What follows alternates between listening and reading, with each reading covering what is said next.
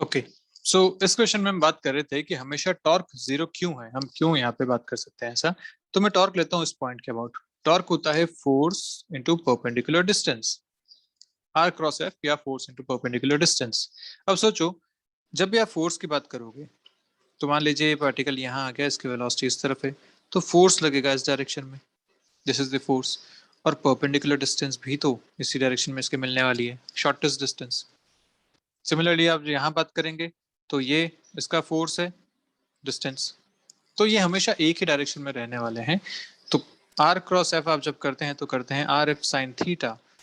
Are और F में जब एंगल साइन थीटा, थीटा जब 0 डिग्री है, तो हम सीधा कह सकते हैं कि इसमें जो लगने वाला टॉर्क है वो हमेशा जीरो होगा। इसलिए यहाँ पे टॉर्क हमेशा जीरो रहने वाला है। टॉर्क जीरो है तो एंगुलर मोमेंटम का कंजर्वेशन किया जा सकता है। ये इस क्वेश्चन का पूरा सार था। ओके, तो अब इसी से रिलेटेड ऐसे छोटे छोटे क्वेश्चन है, जल्दी से करते हैं। देखिए, पूरे चैप्टर से रिलेटेड है। वो 3 टाइप के क्वेश्चन हो चुके हैं, अब कुछ नए टाइप के क्वेश्चन और देखते हैं। क्वेश्चन आपसे कह रहा है, एक इलेक्ट्रॉन और एक प्रोटॉन को एक्सेलरेट किया गया थ्रू अ पोटेंशियल वी। तो लेट्स से यहाँ पे एक पोटेंशियल डिफरेंस है v से 0 तक का। यहाँ पे एक इलेक्ट्रॉन को एक्सेलरेट किया गया और एक प्रोटॉन को एक्सेलरेट किया गया। Find there velocity ratio.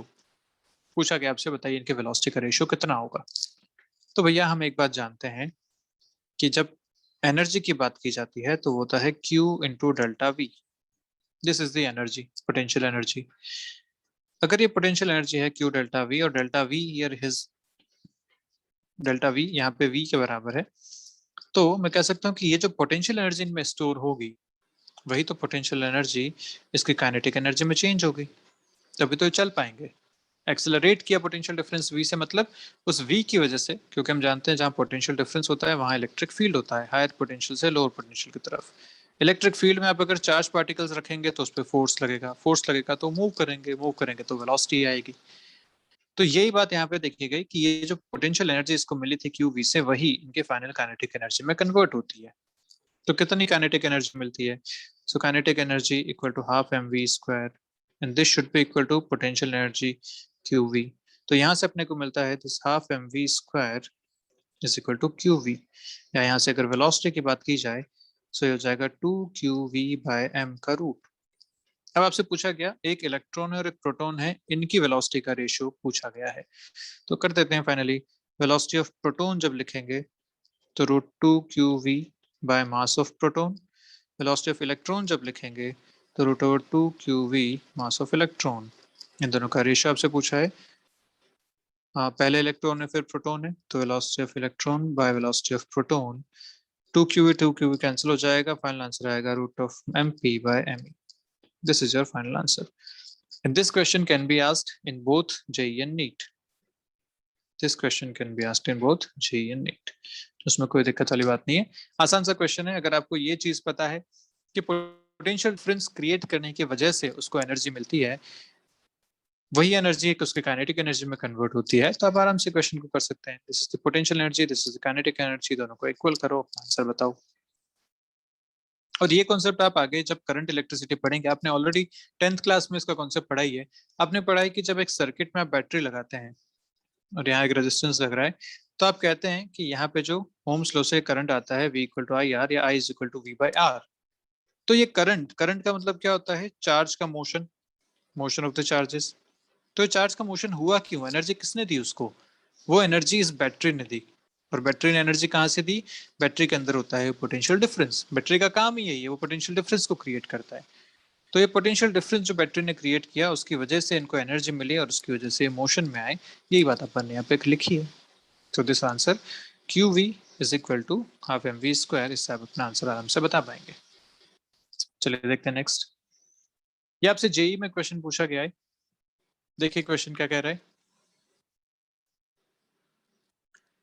3 positive charges of equal value Q are placed at the vertices of an equilateral triangle. देखिए यहाँ पे सभी जगह आपको ये 3 चार्जेस Q एक ट्रायंगल पे रखे हुए दिख रहे हैं, एक ट्रायंगुलर शेप पे रखे हुए दिख रहे हैं। ठीक है, आपसे क्या पूछा गया है? The resulting lines of force should be sketched as in। Resulting line of force या फील्ड लाइंस, फोर्स लाइन याद आ रहा है? फील्ड लाइंस हमने बताई थी, एक पॉजिटिव चार्ज के लिए दूर जाती हुई, नेगेटिव चार्ज के लिए पास आती हुई, ऐसा हमने फील्ड लाइंस बताई थी। इनको फोर्स लाइन भी कहते हैं क्योंकि जिधर फील्ड है उसी डायरेक्शन में फोर्स भी होता है।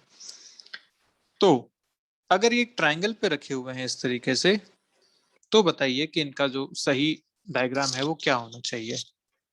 अब इस पे अपन कैसे बता पाए, कैसे बता पाएंगे? तो यहाँ पे अपने को एलिमिनेशन करना पड़ेगा, ऑप्शन एलिमिनेशन करना पड़ेगा। ऑप्शन एलिमिनेशन कैसे करेंगे? तो अगर हमें कुछ लाइंस की प्रॉपर्टीज पता है तो हम यहाँ से आसानी से ऑप्शन एलिमिनेशन कर सकते हैं। प्रॉपर्टीज क्या थी? They never form close loops, ये एक प्रॉपर्टी थी उनमें से। They never form close loops. अब यहाँ जिस डायग्राम में क्लोज लूप बन रहे हैं वो आपका आंसर नहीं हो सकता। तो देखिए यहाँ क्लोज लूप बन रहा है, बन रहा है, यहाँ क्लोज लूप बन रहा है, बन रहा है, यहाँ क्लोज लूप बन रहा है, बन रहा है। तो ये तीनों ही आपके आंसर नहीं हो सकते। जो आपका आंसर आ सकता है वो सीधा एक ऑप्शन है ये। Option elimination is the best possible method for graphs और डायग्राम वाले क्वेश्चंस के लिए।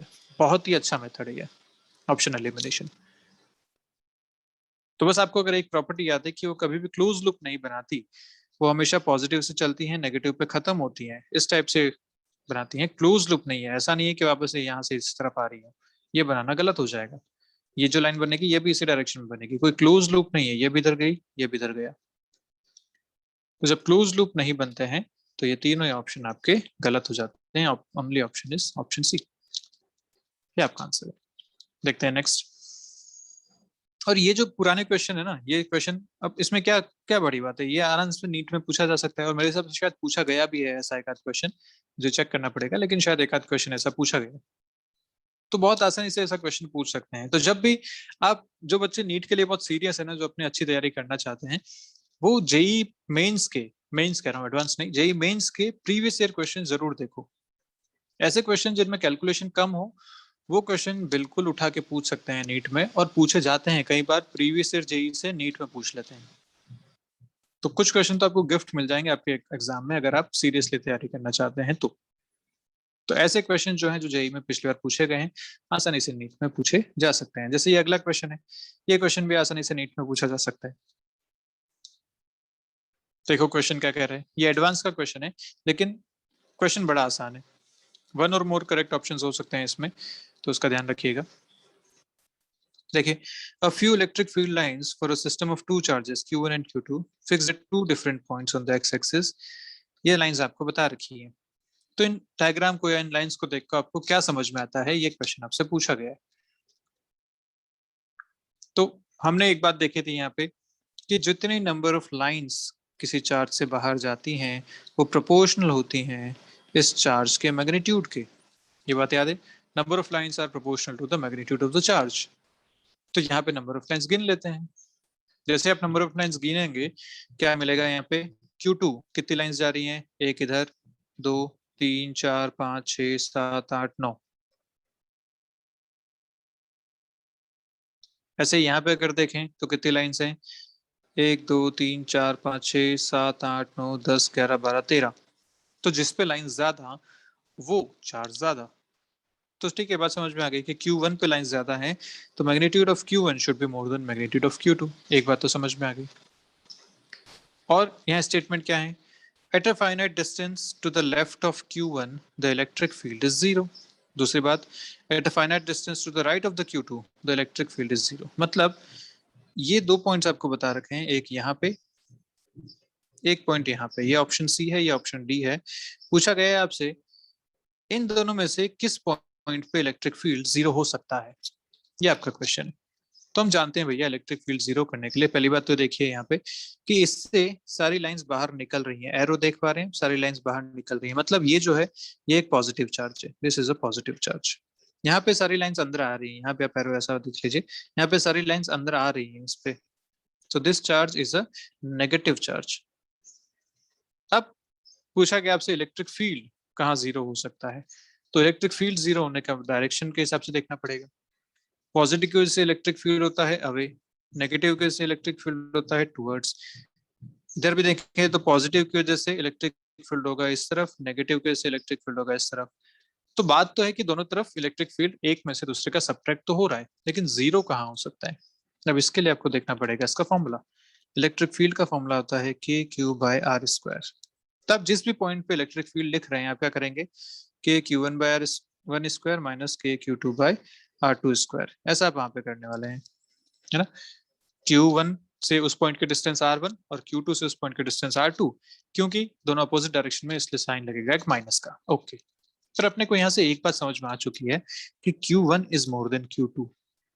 अगर Q1 इस Q2 से बड़ा है और इन दोनों को बराबर होना है, क्योंकि अपने को नेट फील्ड चाहिए 0, इसका मतलब k q one by r one square should be equal to k q two by are two square, ये होना चाहिए। के को अगर हटा दूं तो Q1 by Q2 is equal to R one square by are two square, ऐसा होना चाहिए। और क्योंकि Q1 is more than Q2, this ratio is more than 1, so this ratio should also be more than 1, इसका मतलब R1 should be more than R2। ये बात समझ में आती है। R1 should be more than R2, इसका मतलब जो उस पॉइंट का डिस्टेंस Q1 से है वो ज्यादा होना चाहिए। तो Q1 से डिस्टेंस ज्यादा होना चाहिए, मतलब पॉइंट शुड बी D, क्योंकि ये जो R1 डिस्टेंस है ये इस R2 डिस्टेंस के कंपैरिजन में ज्यादा है। तो answer should be option D, ये आपका आंसर है।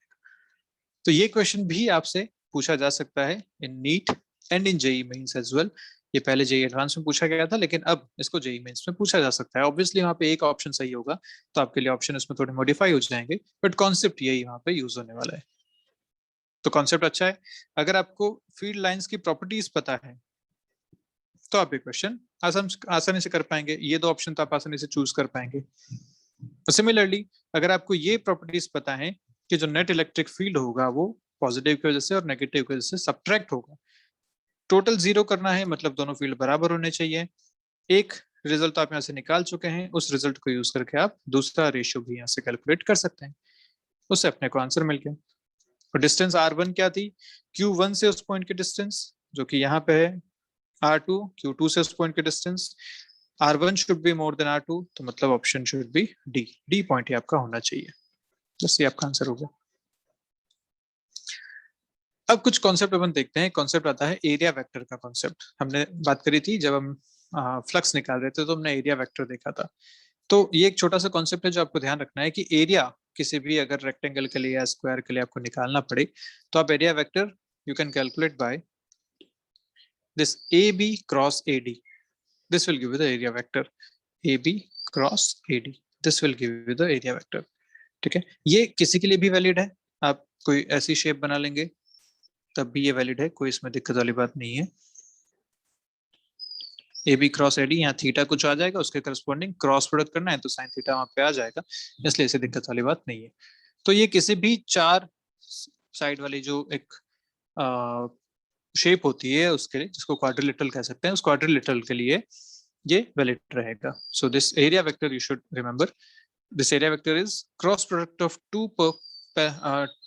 Two adjacent sides, cross product of two adjacent sides.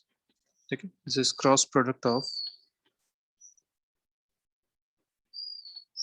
Two adjacent sides.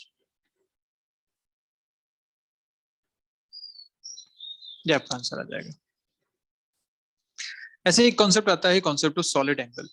ये ग्रेविटेशन के टाइम पे भी मैंने आपसे बात करी थी और सिमिलर कॉन्सेप्ट यहाँ पे भी है। तो कॉन्सेप्ट ऑफ सॉलिड एंगल क्या कहता है, हम जो अभी तक बात करते आए हैं प्लेन एंगल की बात करते हैं। प्लेन एंगल मतलब दो लाइनों के बीच का एंगल। दो लाइंस अगर ऐसी हैं तो इन दोनों के बीच का जो एंगल बनता है उसको कहते हैं अपन प्लेन एंगल। लेकिन सॉलिड एंगल क्या होता है, सॉलिड एंगल एक थ्री डी शेप में बना हुआ एंगल है, और उसको आप डिफाइन कैसे कर सकते हैं, जैसे मैंने आपको पहले भी एग्जांपल दिया था एक आइसक्रीम कोन के साथ। अगर एक आइसक्रीम कोन आप देखें, ऊपर से जब इसको देखेंगे तो वो जो अंदर एंगल बनता हुआ आपको दिख रहा है वो एंगल कहलाता है सॉलिड एंगल। तो सॉलिड एंगल के केस में जैसे आप अगर इसको ऐसा अपने दोनों हाथों को ऐसा करके देखें, तो इसमें अगर मैं अपने हाथों को पास में लेके आता हूँ तो एंगल कम हो रहा है, अगर मैं इसको दूर फैलाता हूँ तो एंगल ज्यादा हो रहा है। अगर जो 3D एंगल जो बन रहा है वो आप ऑब्वियसली कोन में ज्यादा अच्छे से देख पाएंगे इसे। तो ये एंगल अभी ज्यादा है, पास में लाऊंगा तो एंगल ये कम हो जाएगा, दूर ले जाऊंगा तो एंगल ज्यादा हो जाएगा। ये जो एंगल बनता है इसे कहते हैं सॉलिड एंगल। इसको कैसे डिफाइन करते हैं, तो जब प्लेन एंगल डिफाइन किया था तो आपने डिफाइन किया था आर्क के साथ।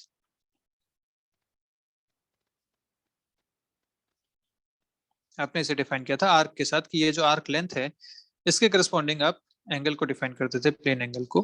Arc by radius, this was plane angle, दिया जाता था रेडियंस में। सॉलिड एंगल सिमिलरली डिफाइन किया जाता है, दिस एरिया, जो एरिया ऊपर बन रहा है, आप अगर कोन का पेरीफेरी देखो, सर्कल जो बन रहा है, उस सर्कल का जो एरिया है डिवाइडेड बाय ये जो डिस्टेंस है, इस डिस्टेंस का square, this is the solid angle.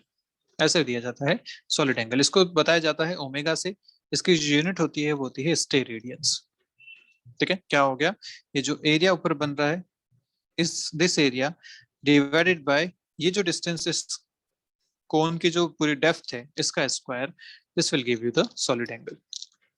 ठीक है, एरिया हमें कौन सा कंसिडर करना है हमेशा, this area should be perpendicular to this R, to this distance R, ये हमें यहाँ पे ध्यान रखना है। तो ये आपको कॉन्सेप्ट ध्यान रखना है सॉलिड एंगल का, D A by R square का। अच्छा, अब जैसे प्लेन एंगल जो होता है, आप कहते हैं कि एक सर्कल अगर मैं बनाऊं, तो इस सर्कल के केस में आप बोलेंगे कि टोटल एंगल कितना होता है, 2 pi. This is the total plane angle, 2 pi at any point. किसी भी पॉइंट पे मैक्सिमम एंगल कितना बना सकते हो आप, 2 पाई के बराबर, एक सर्कल कंप्लीट हो जाएगा उसमें। ऐसे अगर सॉलिड एंगल की बात करनी है, तो मैं सर्कल की जगह वहां पे एक स्फीयर कंसिडर करता हूँ। क्या कंसिडर करता हूँ, sphere. So this is a sphere. इस स्फीयर के अंदर अगर मुझे पूरा एंगल देखना है, तो मैं क्या करूंगा, यहाँ पे इस पूरे स्फीयर को छोटे छोटे एरियाज में डिस्ट्रीब्यूट कर लेता हूँ, छोटे छोटे एरियाज। और ये सारे एरियाज यहाँ आर के परपेंडिकुलर होंगे, ये बात हम जानते हैं कि रेडियस के परपेंडिकुलर होता है हर point। तो हर एरिया यहाँ पे इस आर के परपेंडिकुलर होगा। तो अगर मैं इन सारे छोटे छोटे एंगल्स को सम करना चाहूँ, टोटल यहाँ पे एंगल निकालना चाहूँ, तो मैं क्या कर सकता हूँ, इस फॉर्मूला से देखिए, यहाँ हमने लिखा D omega equal to D A by R square. मुझे चाहिए टोटल ओमेगा, तो टोटल ओमेगा कैसे मिलेगा, इंटीग्रल ऑफ डी ओमेगा या integral of D A by R square. तो मैंने यहाँ पे एरिया का इसमें इंटीग्रेशन करना चाहा, integral D A by R square, क्योंकि आर तो है यहाँ पे रेडियस, रेडियस एक कांस्टेंट है, integral D A total area, surface area of a sphere 4 pi R square, यहाँ से आपको मिलता है दिस 4 पाई।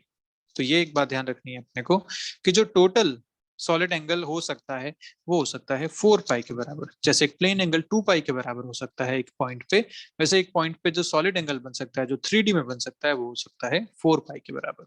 ये अपने को ध्यान रखना है। ठीक है, this is the maximum solid angle at a point.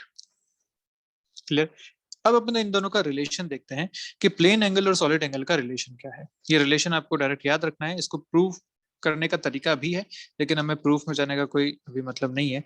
हम बात करेंगे सिर्फ इस रिलेशन की, जो आपको ध्यान रखना है यहाँ पे, कि अगर आप आइसक्रीम कोन देखते हैं, इस आइसक्रीम कोन में अगर आप एक लाइन उठाएं और ये सेंटर एक्सिस से आप इसका अगर प्लेन एंगल देखें, this plane angle is alpha, तो इस प्लेन एंगल के करस्पॉन्डिंग जो यहाँ पे सॉलिड एंगल आपको इसको पूरा मिलेगा, वो इस तरीके से दिया जा सकता है, this solid angle is equal to omega is equal to 2 pi 1 minus cos alpha. This is really important formula, specially JEE वालों के लिए। नीट वाले बच्चों के लिए इंपॉर्टेंट नहीं है, जेई वाले बच्चों के लिए ये इंपॉर्टेंट है, इसका relation 2 pi 1 minus cos alpha is the solid angle. Half क्या है, सॉरी अल्फा क्या है, this half angle, alpha is half angle.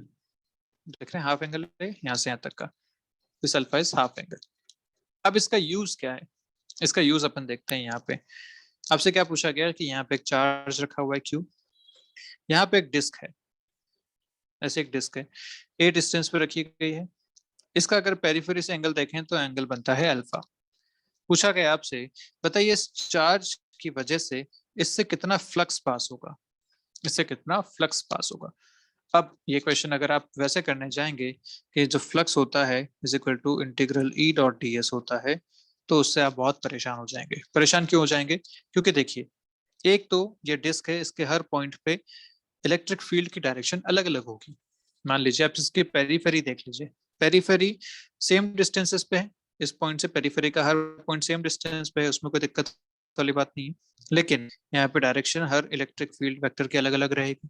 दूसरी बात, आप अगर इस पेरीफेरी से अंदर की तरफ चलते हैं, तो अंदर के हर एक पॉइंट पे फील्ड की जो, हाँ सर, इस चार्ज से जो डिस्टेंस होगी वो डिस्टेंस चेंज हो चुकी होगी, यहाँ से यहाँ की डिस्टेंस कुछ और है, यहाँ से पेरीफेरी की डिस्टेंस कुछ और है, तो ये डिस्टेंसेस भी चेंज हो रही है। मतलब इस डिस्क के हर पॉइंट पे इलेक्ट्रिक फील्ड अलग अलग है, अलग अलग फील्ड के लिए आप उसको इंटीग्रेट नहीं कर पाएंगे। तो अब इसका क्या तरीका है, इसका तरीका है बड़ा आसान सा। भैया हम जानते हैं कि अगर एक पॉइंट चार्ज यहाँ पे रखा हुआ है, इस पॉइंट चार्ज के अगर मैं आसपास एक स्फीयर बना लूं तो सारा का सारा फ्लक्स इसी से तो पास होगा, जितना भी फील्ड है वो इसी से तो पास होगा, सारा फ्लक्स इससे पास होने वाला है। और हम जानते हैं एक स्फीयर के केस में सॉलिड एंगल कितना होता है, 4 pi, this is the maximum solid angle. तो अगर मैं यहाँ वाला सॉलिड एंगल बना निकाल लूं, अगर मैं ये वाला सॉलिड एंगल बता दूं किसी तरीके से, तो मैं इसको कंपेयर कर पाऊंगा कि सारा का सारा फ्लक्स 4 पाई से निकलता है, तो इतने सॉलिड एंगल से कितना निकलेगा, इस तरीके से उसको कंपेयर कर पाएंगे। तो देखिए मैं यहाँ पे निकालता हूँ इसका बनने वाला ये सॉलिड एंगल, मैं यहाँ पे ये देखना चाहता हूँ कि ये सॉलिड एंगल ओमेगा कितना है। तो this omega can be given as 2 pi 1 minus cos alpha. ये आ गया, ठीक है। कॉस अल्फा अगर देखें तो कॉस अल्फा निकाला जा सकता है, this is radius R, this distance is A, तो ये हो जाएगा root over R square plus A square. Cos alpha can be written as A by root over R square plus A square. एक बार आपको ओमेगा मिल गया, अब आपको चाहिए फ्लक्स। तो हम जानते हैं since total flux passes through 4 पाई सॉलिड एंगल, क्योंकि जितना भी फील्ड यहाँ से आएगा तो सारे फील्ड को मैं स्फीयर में कंटेन कर सकता हूँ, तो जितना भी फ्लक्स यहाँ से पास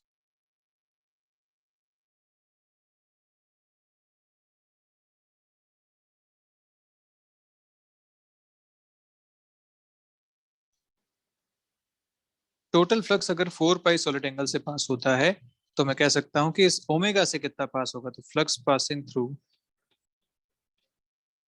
omega can be given as total flux divided by 4 pi multiplied by omega. Unitary method कि अगर 4 पाई से इतना फ्लक्स पास हो रहा है तो 1 से कितना होगा, तो ओमेगा से कितना होगा, वो ये अपन ने यहाँ पे किया है। तो ये आपका आंसर आ जाएगा। और हम जानते हैं टोटल फ्लक्स किसी एक की वजह से कितना होता है, क्यू बाई एप्सिलॉन नॉट। अगर मैं आप एक स्फीयर बना दूं तो मैं जानता हूँ q enclosed by epsilon not Gauss law से total flux is Q by epsilon not. तो यहाँ से आप इसको आसानी से लिख सकते हैं इस तरीके से, this can be written is Q by epsilon naught divided by 4 pi multiplied by, यहाँ से आएगा 2 पाई 1 माइनस कॉस अल्फा। यहाँ से आपका आंसर आ जाएगा 2 पाई से ये 4 पाई कैंसिल हो गया, Q by 2 epsilon naught 1 minus cos alpha. This is the flux passing through omega solid angle, where omega is 2 pi 1 minus cos alpha. चाहे तो आप cos alpha की वैल्यू यहाँ से पुट कर सकते हैं, कोई दिक्कत वाली बात नहीं है। तो ये आपका जो रिलेशन आता है, this is another important relation जो आपको जेई एडवांस के क्वेश्चंस में काम आएगा, जेई मेंस में काम नहीं आएगा। फिर मैं आपको बताता हूँ, नीट वाले बच्चों के लिए तो बिल्कुल काम नहीं आएगा, तो आप चिंता ना करें। पर ये जो एक रिलेशन आया है, ये रिलेशन आपको ध्यान रखना है for the JEE advance. Clear है? तो इसी पे बेस्ड कुछ और क्वेश्चंस भी बन सकते हैं। देखिए यहाँ पे मैं आपको हिंट दूंगा जस्ट क्वेश्चंस का। हिंट क्या है, आपके क्या पूछा गया कि यहाँ एक सिलेंडर है, इस सिलेंडर के एक्सिस पे बिल्कुल मिड में यहाँ पे क्यू चार्ज रखा हुआ है। आपसे पूछा गया कि कर्व्ड सरफेस से कितना फ्लक्स पास होगा, इस कर्व्ड सरफेस से कितना फ्लक्स पास होगा। तो हमने अभी देखा कि ये एक डिस्क है, इधर भी ये एक डिस्क है, ये अगर एंगल अल्फा है तो यहाँ से हमने फ्लक्स अभी निकाल के देखा कितना फ्लक्स निकल रहा था, तो ये जो आपने आंसर बताया ये इस अल्फा के लिए था, इतना फ्लक्स जिससे निकल रहा था। ओके, तो इन दोनों से निकलने वाला फ्लक्स अपने को समझ में आ गया, तो 2 टाइम्स कर दीजिए ऊपर वाला आंसर। तो हमें पता है कि यहाँ से और यहाँ से ए और बी, तो flux from A plus flux from B, ये हो जाएगा 2 times Q by 2 epsilon naught 1 minus cos alpha, जो आपने ऊपर अभी प्रूव किया। ये हो गया। टोटल फ्लक्स अगर मैं बात करूं, टोटल फ्लक्स फ्रॉम सिलेंडर, तो वो होता है Q by epsilon not. Gaussian surface है सिलेंडर, एक क्लोज सरफेस, क्लोज सरफेस में अगर चार्ज क्यू है तो टोटल फ्लक्स हम जानते हैं क्यू बाई एप्सिलॉन नॉट होगा। तो आसानी से मिल गया आपको। कर्व्ड सरफेस अगर सी है तो 5 from curved surface is equal to 5 total minus A से जितना निकल गया और बी से जितना निकल गया, जो बचा हुआ है वो सी से आएगा। This should be your final answer. ये आपका आंसर जाएगा फाइनल आंसर। तो ऐसे क्वेश्चन बड़ी आसानी से किए जा सकते हैं, ठीक है। तो इसी से रिलेटेड एक ये क्वेश्चन भी बनता है। हम क्वेश्चन अब पूरे पूरे डिस्कस नहीं कर रहे हैं, आज का अपना टाइम एक्सीड हो चुका है ऑलरेडी, तो हम जस्ट देख लेते हैं क्वेश्चन। कुछ इस टाइप के क्वेश्चन है, मैं आपको ये फाइल भेजूंगा ये फाइल में आप क्वेश्चन सॉल्व करने की कोशिश करेंगे, और कुछ क्वेश्चंस को फिर हम, क्योंकि अब जेई स्पेसिफिक क्वेश्चन है तो हम जेई वाले बच्चे एक बार एक्स्ट्रा क्लास का भी ले लेंगे और उसके बाद इन क्वेश्चंस को अपन देख लेंगे। ठीक है, एक ये जो कॉन्सेप्ट ऑफ एनर्जी डेंसिटी है, ये आपको ध्यान रखना है कि इलेक्ट्रिक फील्ड में जो एनर्जी होती है, एनर्जी पर unit volume, is half epsilon not E square या sigma square by 2 epsilon not. इसका प्रूफ हम आगे अगले चैप्टर में देखेंगे, कैपेसिटर्स वाले चैप्टर में इसका प्रूफ आ जाएगा, बट फिलहाल ये एनर्जी पर unit volume is this. Electric field carries energy with it, और वो एनर्जी कितनी होती है? Half epsilon not E square, energy पर यूनिट वॉल्यूम या एनर्जी डेंसिटी जिसको कहते हैं। तो ऐसे कुछ कुछ छोटे छोटे कॉन्सेप्ट्स हैं जो हमें ध्यान रखने हैं। ठीक है, तो चलिए मिलते हैं नेक्स्ट क्लास में, तब तक के लिए बाय बाय, ध्यान रखिए।